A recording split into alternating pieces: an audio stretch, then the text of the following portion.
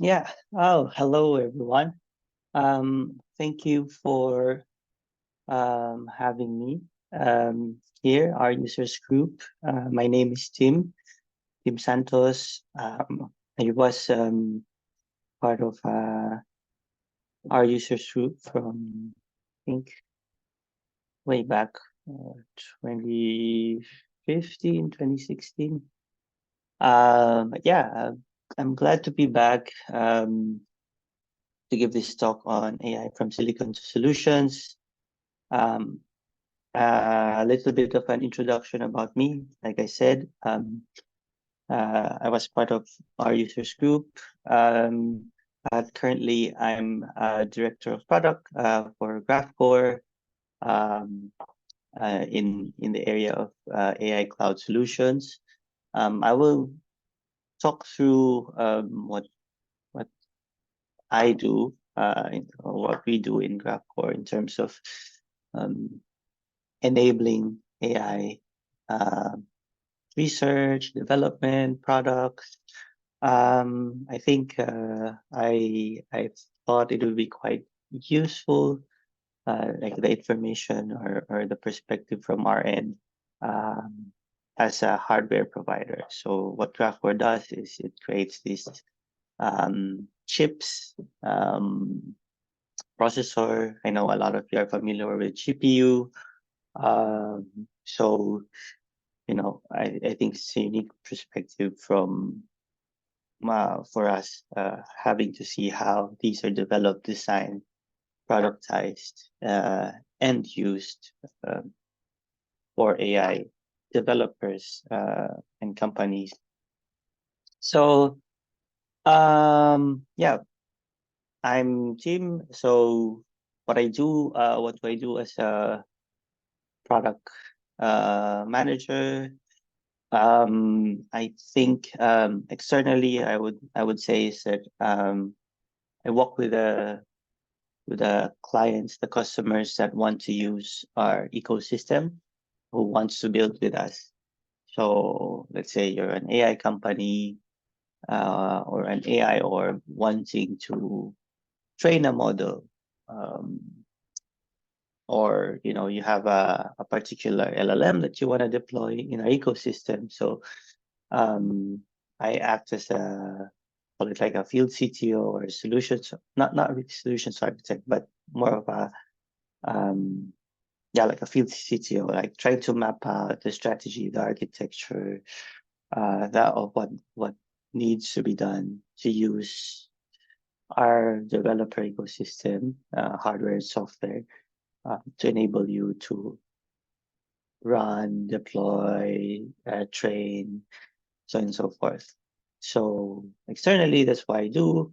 Internally, so I own the technical product roadmap, what features needs to be built, what kind of architecture of a to enable a particular architecture in a deployment, what libraries need to be supported um, to deliver or to enable a particular customer and similar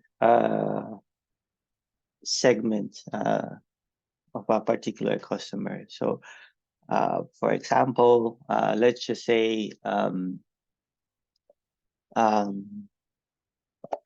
company like Anthropic, Cohere wants to run their latest LLM. So I talk to them, try to map out their requirements. But instead of sort of just doing that requirement or just developing a particular feature for them, my objective is to generalize these um, feature build these requirements to to a similar company. So if it's Cohere, then it's Anthropic, it's OpenAI, so on and so forth. The more sort of I think the metaphor that I like to use is that if a customer wants purple paint, I don't go to my team and tell them to mix red and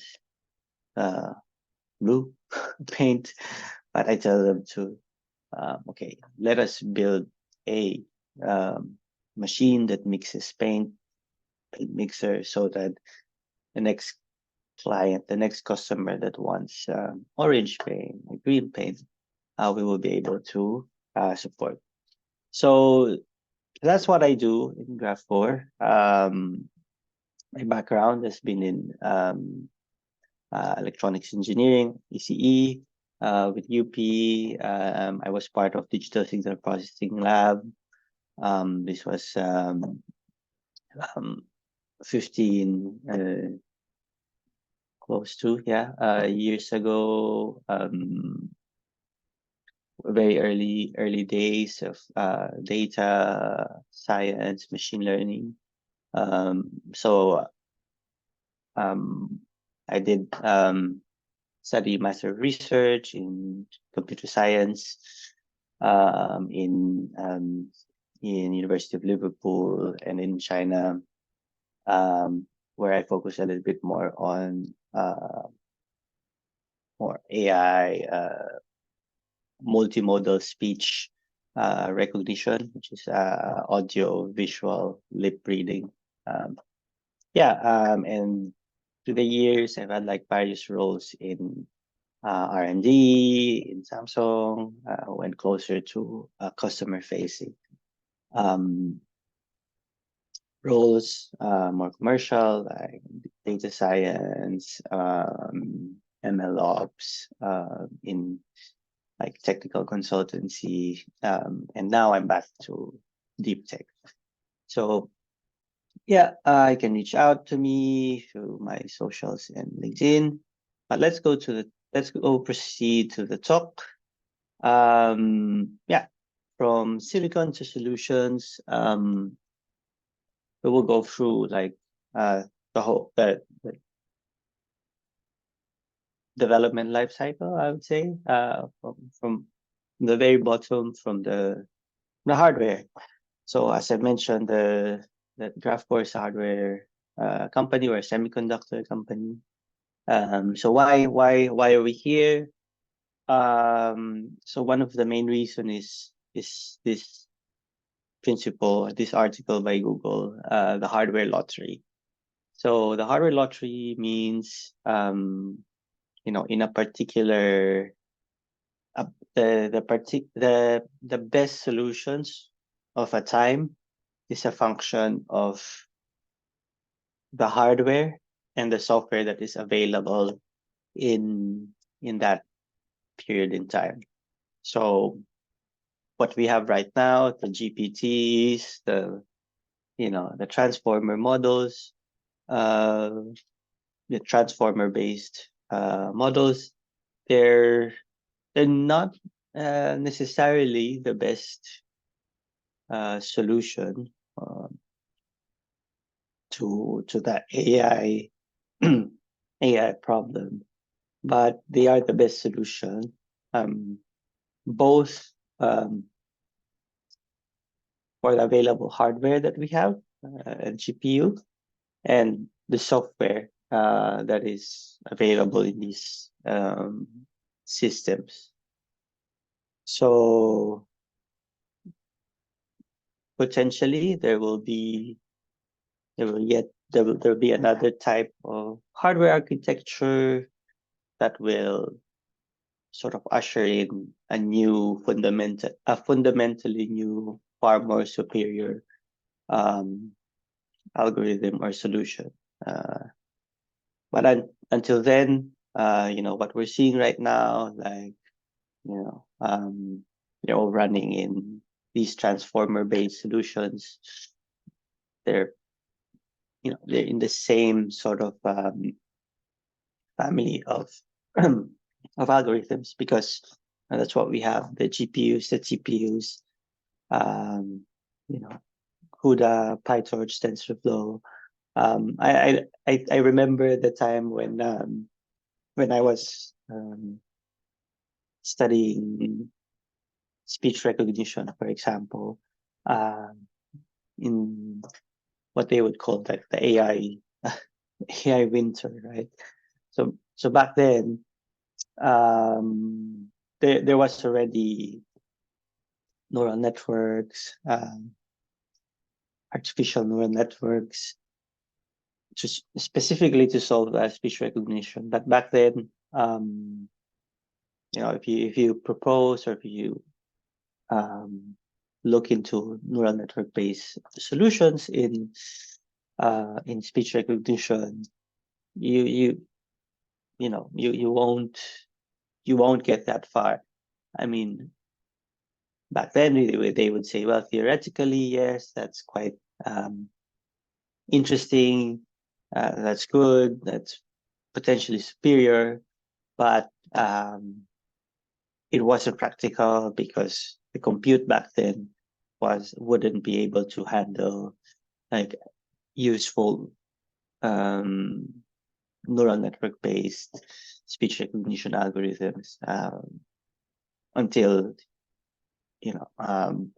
GPU, until we had GPUs. So back then it was more like hidden Markov models, and I think people who have been in those back in those times, who've been around, would remember. Machine translation was more statistical.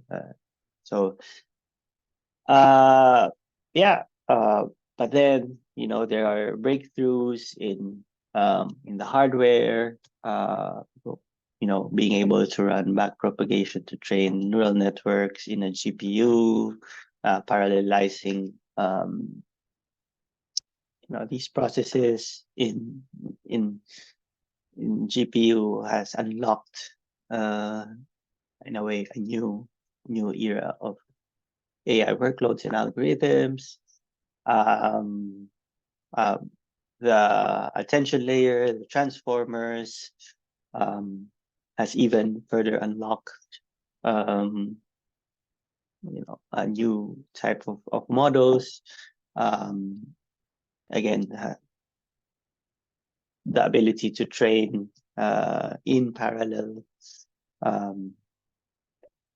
in GPUs and clusters of GPUs. That's why you will see that everything is pretty much getting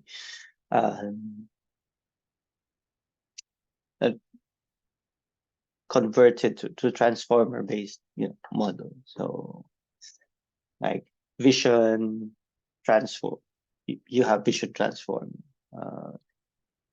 speech the same way. Whisper is a transformer based model, and now you have all sorts of like multimodalities, text and like image. So yeah. Okay. It's a very long premise to why we exist, but I think that's something to take there is that eventually we will have different tools, different solutions, and as an innovator, you have to recognize this to find true innovation or to find the answers to solutions. And you have to be aware of this, that okay, it's not going to be forever that we'll be looking at deep learning neural networks and stuff like that. So there was a time where maybe it could be cyclical sometimes. I could see techniques in signal processing, for example, being introduced into now like AI, machine learning, neural network based algorithms, for example. Yeah. So our solution to that as a company is to design or create our own chip. So the idea is not to just be faster and better at running transformers or these type of algorithms. But the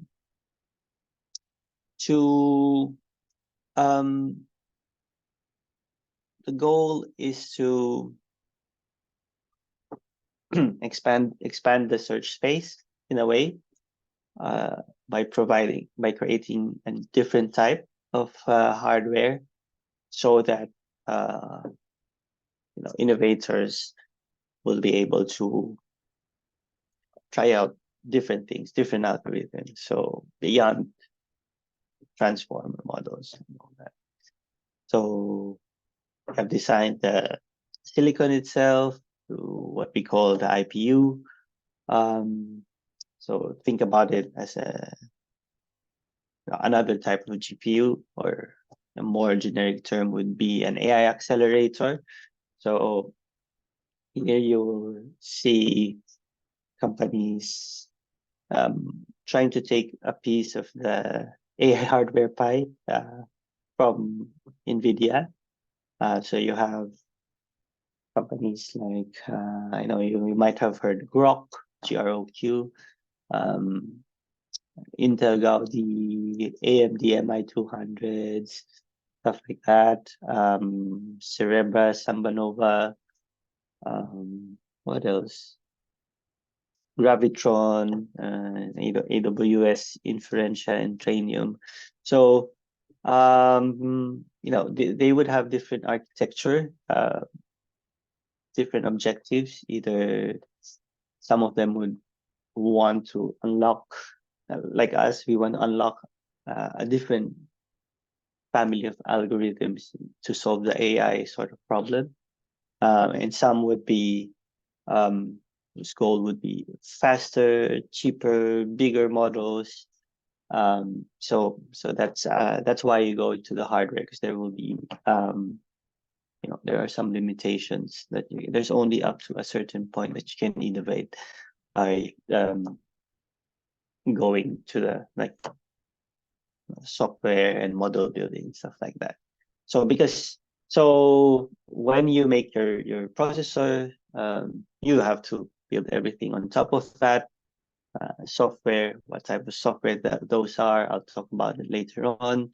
And then, not enough that you have like a single, a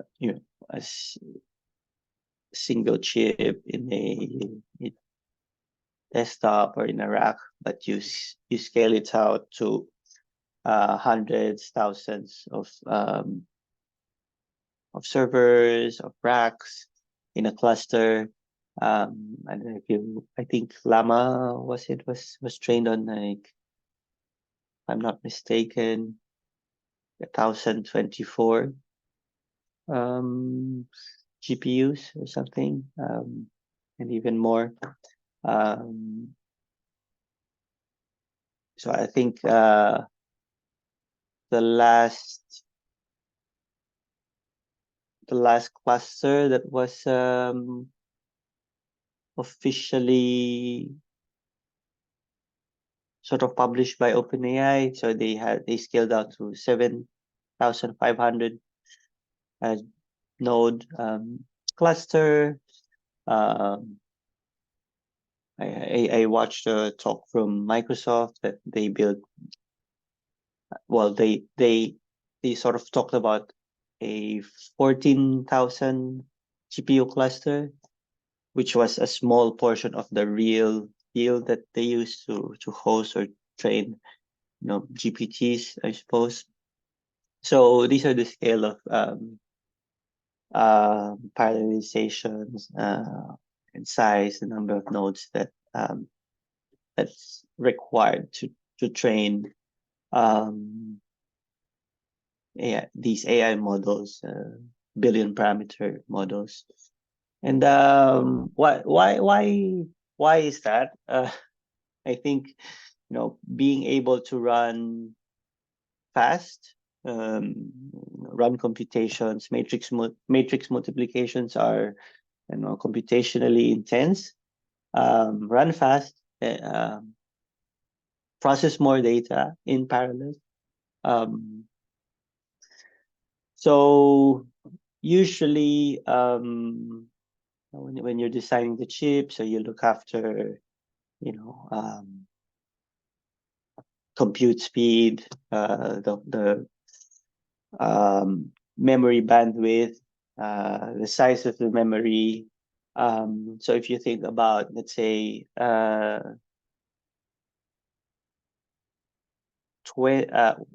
107 GPT-3 is 175.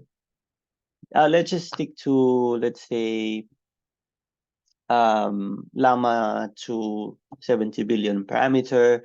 So those 70 billion parameters you should be able to fit it in the memory of the GPU. So you look at in a GPU world, it's like the HBM, so 40 gigabyte memory or an 80 gigabyte one, just to store the parameters. So you should be able to store it in, high speed, high bandwidth, memory, high bandwidth accessibility, so that when you run a compute, fetch a value from memory, updating it, and stuff like that. So you want that to be super fast. So for example, in our architecture, parallelism, we have in a single chip, we have 1472 independent cores. That allows you to have like a codelet, a small program running on that piece of on a particular core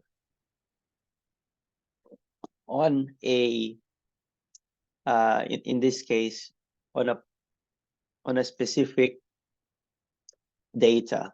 So now in parallelization, model parallelization,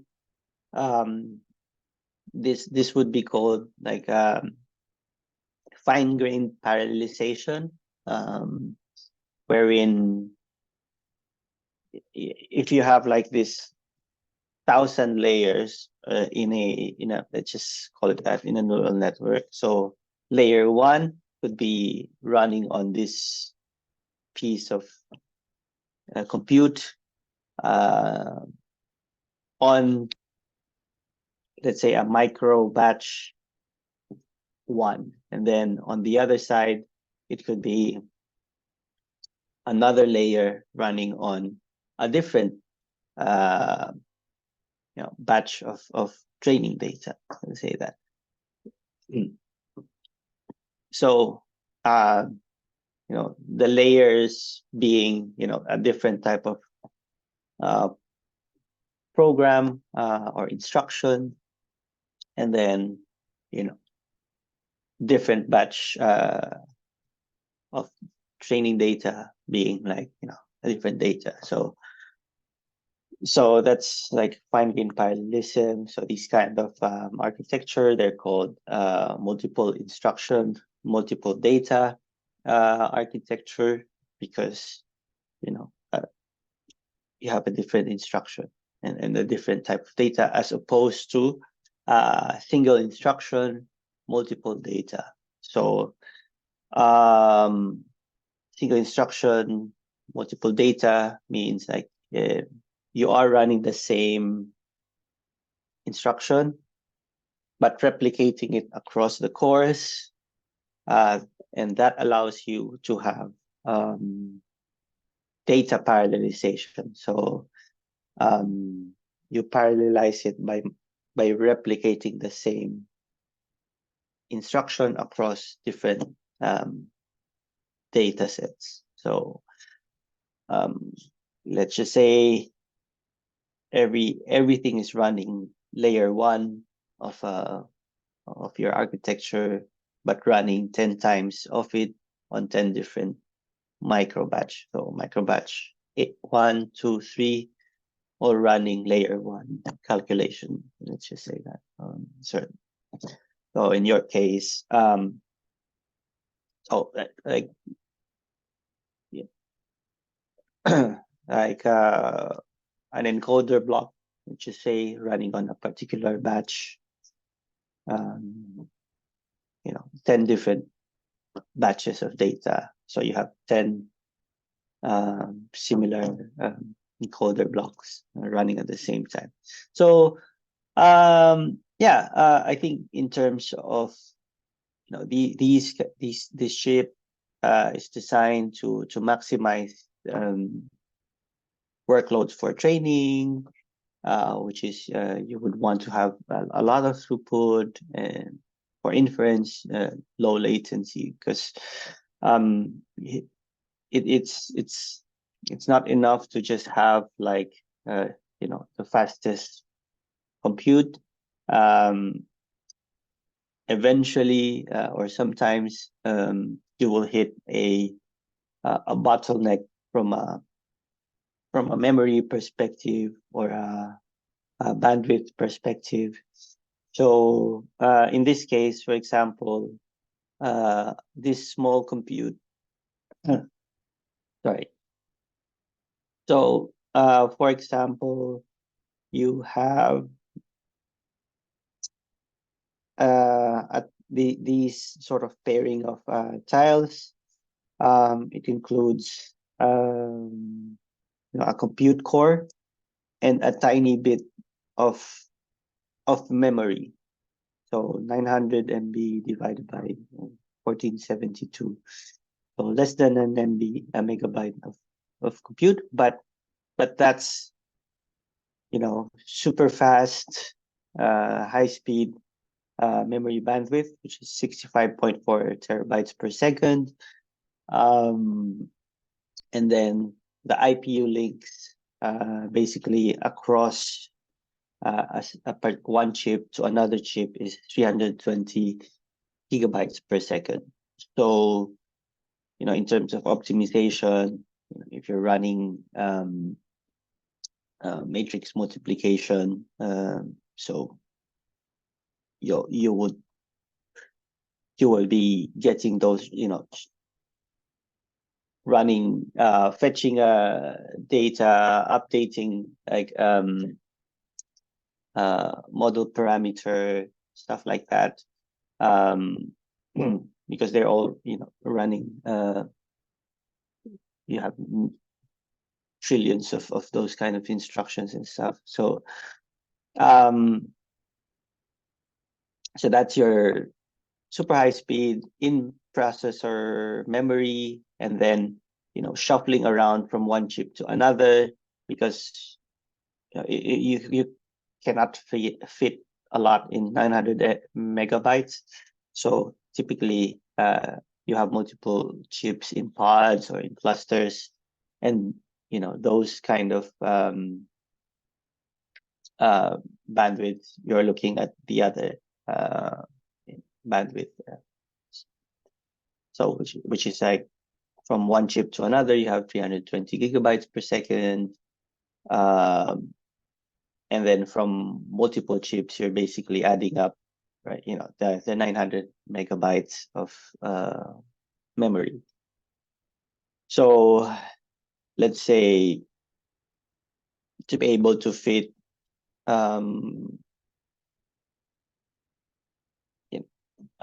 let's see, what was like a 7 billion parameter model, Llama 2. In our case, you would need like 16 chips. So around 14. So that has like 14 gigabytes of in-processor memory. So the parameters of the 7 billion parameters of Llama 2 would be like distributed in those memory blocks in a particular way. So okay, so again, there's different ways to sort of improve these or optimize the performance. 3D silicon wafer, that basically means, because the speed could be, these processors, like the amount of transistors you can fit in one surface area. So there's a physical limitation. So if you look at Cerebras, so what they did is what they have is a wafer scale processor, which instead of a die like this, it's this big, so they can fit in more uh, transistors. So the recent announcement from NVIDIA and GTC, I think it's a trillion transistor. They because they have two silicon dies fused together, so it's not just going to be one, but two of them. So yeah, and like I said, so from the chip and what you can do in a chip, so you scale out to the next sort of level of what do you call this, of product, let's say, or system. I've mentioned Blackwell, for example. So they fused two chips together, so from a single chip. So that probably is like the next step up. Can you do something with the question is, okay, what are the AI workloads? What are the algorithms? So from there, from the chip, you build that's like the core building block. You build systems, bigger systems in order to run what you have in mind, like the workload. So like I've mentioned, I call this Llama 2. So this is this one is like the single blade, goes into the server rack. You need 16 of these to run like Llama 2. So eventually, you would even need more of that to run GPT-3, ChatGPT, so you scale it out, how much compute you can run on those servers, how much memory you can access to sort of store the parameters, you know, how is the network connectivity between not just the chips but between the servers. Yeah, because it doesn't matter if because if you look at the your model, right, you're shuffling data around basically. So if the bandwidth between one rack to another is very slow, your that compounds to the rest of the cluster. So this is like 4 of these is in a 64 pod. So that sort of basically exponentially degrades. So those are like the design considerations when creating these pods. So it's not easy. Yeah, imagine OpenAI is like 7,500 node cluster, and Microsoft, they needed Microsoft's help to be able to train GPT-4 14,000 node. So once you've created that, these are bare metal systems. So we have, we enable it in the cloud. Why? Because it allows for flexibility, easy access, self-service for, for your developers, cost as well. If, because you're not, some of the developers would be cost sensitive, so you don't want to be, so these systems are super expensive. It's weighing out the pros and cons of, okay, I can purchase, let's say, a DGX or the server for 150,000 US dollars, but that is only a single server that maybe you can run a I don't know, Llama 2. But if you want to fine tune something, you would need like more GPUs, say, right? So yeah, you go to the cloud. Maybe you're paying $90, $90, $100 an hour per 8-way DGX H100. But you know it can let you run stuff, your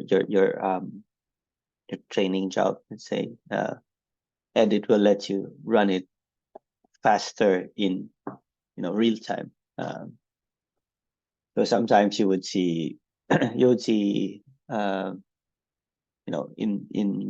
LLM reports how many GPU hours it took to run. So you would see some of them would be in millions, but spread out in like thousands of GPUs basically. So cool. So that's like from the infrastructure level. I think how far we go. So we build a chip, to the servers, the systems, we make it available to the cloud. I think just to take a pause as we go to the software side of things.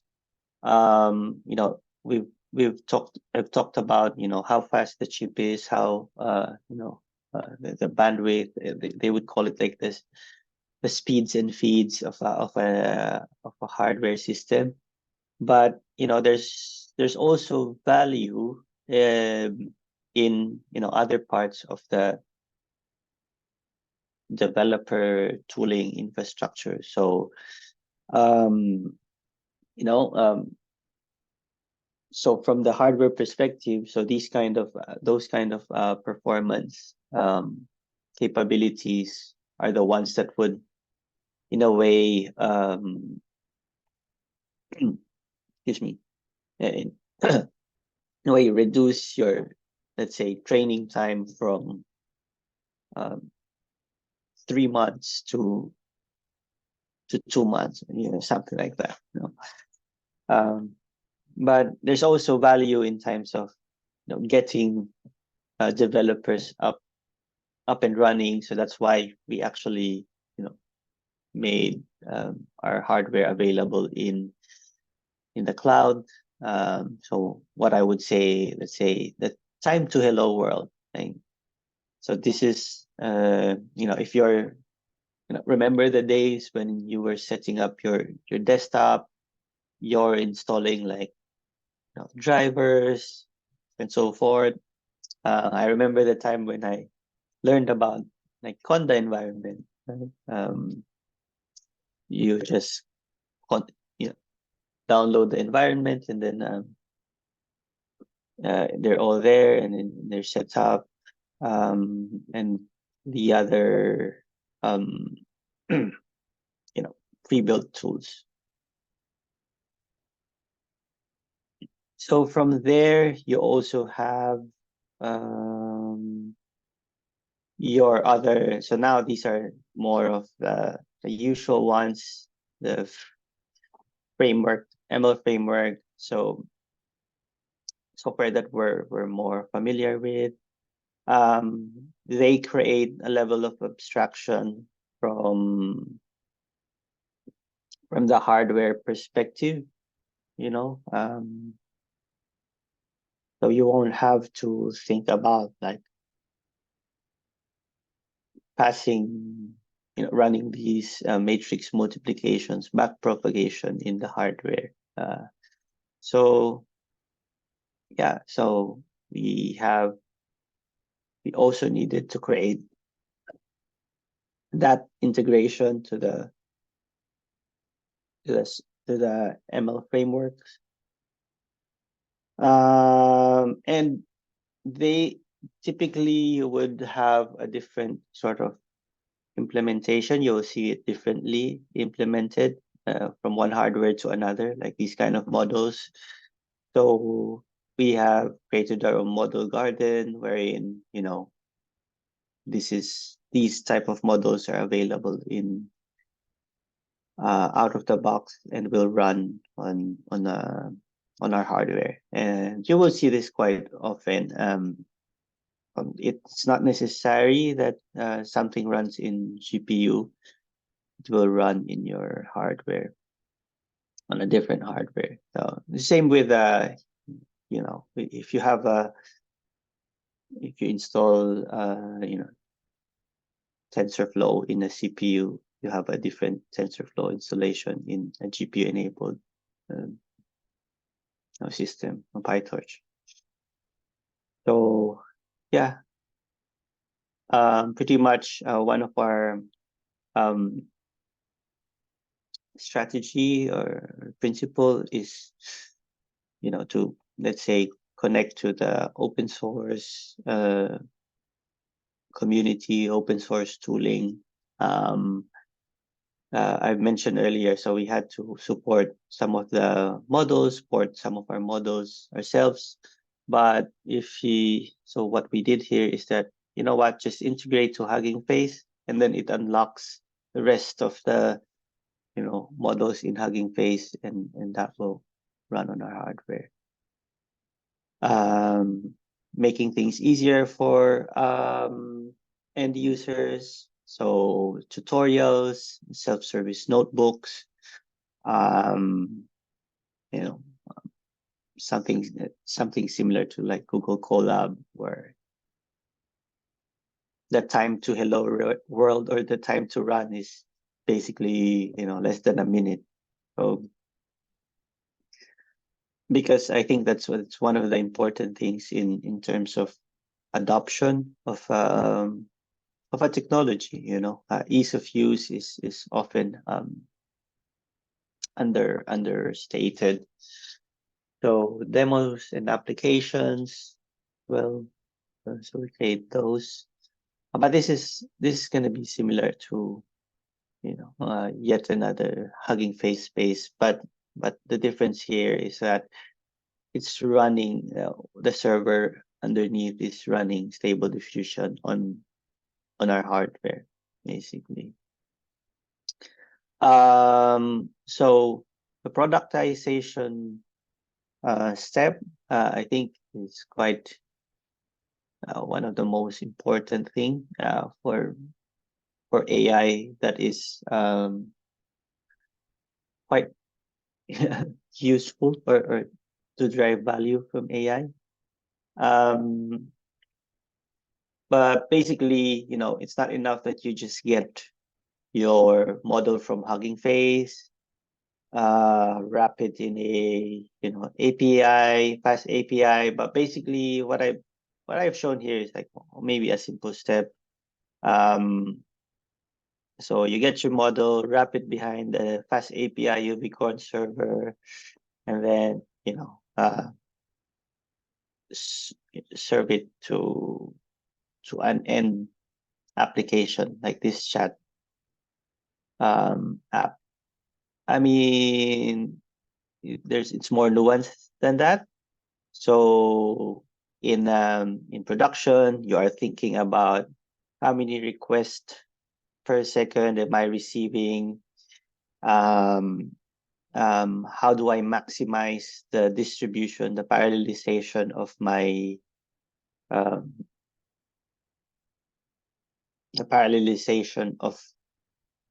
my model in my hardware? So for example, here let's just say this is a 16, it's a 4, let's just say your stable diffusion needs 2 IPUs.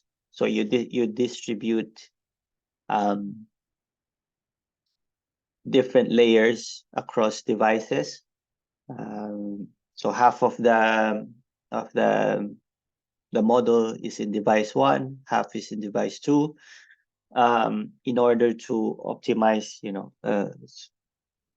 the parallelization. If we have 4 IPU server, so we replicate the model 2 ways so that it could, serve twice the number of requests. So how do you handle more requests? Either you have a static, if you're expecting 100 requests, then let's run this in like 10 replicas or something. But that's not efficient. So you want auto scaling, scaling up and down. So designing production level deployments would be a lot of getting these forecasts or these calculations through, or running some tests actually. So it will be measuring like your throughputs or dropped requests. So this is basically, okay, we want 3 maximum workers. A worker has 2 model replicas, basically.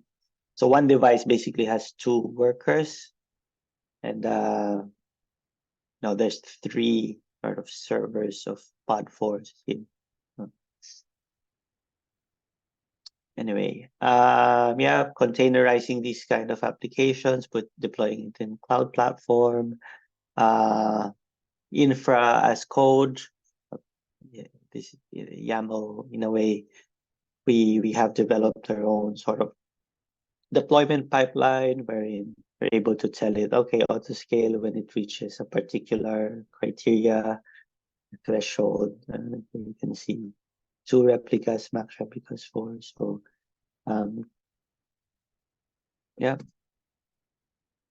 this is just an example of if you were to deploy something in a pod. So here you have 128 gigabytes DDR, but it's 20 gigabytes per second. So this is 3.6 gig of high speed, high bandwidth access, as opposed to here an A100 would have these kind of speeds and memory. So yeah, this is just an example of one of the products we built with a customer. We won Best Innovation Award after speeding it up by 35x against like NVIDIA. So it's pretty cool. Some of my learnings, just to end, I think one of the key learnings is that there's more to AI than code, more to AI than programming. As developers, so I used to look after like developer ecosystem. So these are the 3 pillars: code, content, and community. So you write code, you produce content, videos, documents, you interact with the community, you nourish the community. These are like, they say this is the hierarchy of needs, enable developers with docs, tools, onboarding, nourish a community where, they could ask help, they could collaborate, and education webinars. Yeah. So that's it. And the other one is that, if you have questions, if you want to learn something, if you want to know how to build something or do a particular task, there must be a model or an AI for that. There's actually a website called There's an AI for that. So yeah, that's my talk. I hope you learned something interesting. Don't be afraid to reach out to me. There'll be Q&A. I'll try to answer them if you send them over. And yeah, thank you very much for having me, and have a good rest of the day.